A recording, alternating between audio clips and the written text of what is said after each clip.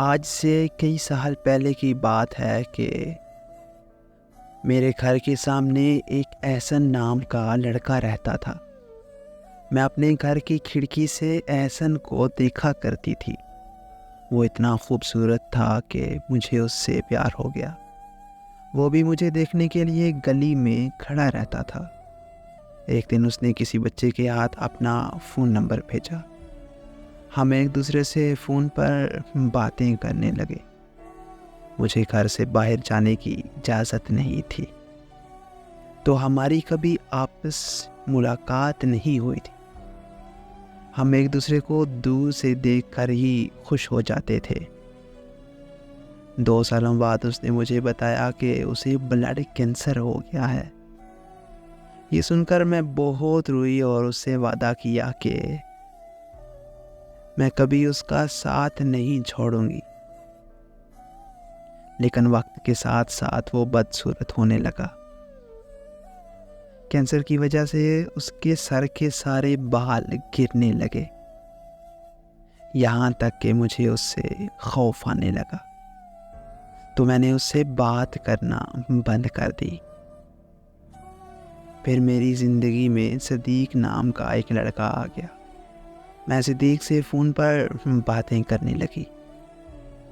मैं सिद्दीक की मोहब्बत में इस कदर मगन हो चुकी थी कि एहसन मेरे दिलों दिमाग से निकल चुका था।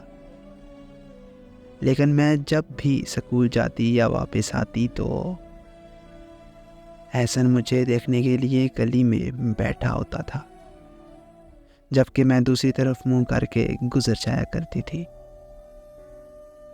और फिर एक दिन मुझे खबर मिली कि एहसन इस दुनिया से चला गया है।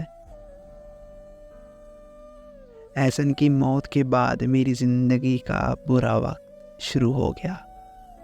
मुझे सिद्दीक ने किसी और लड़की के लिए छोड़ दिया। मोहब्बत का दर्द जाना तो मुझे एहसन का दर्द समझ में आया।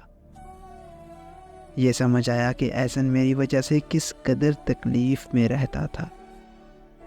अब मैं कई सालों से अपने घर की खिड़की से बाहर घंटों एहसन को ढूंढती रहती हूँ, लेकिन वो मुझे कहीं नज़र नहीं आता। अब मुझे सिद्दीक की कोई बात याद नहीं आती, मगर एहसन का चेहरा हर वक्त मेरी आंखों के सामने रहता है और मैं उसकी याद में घंटों बैठकर रोती रहती हूँ।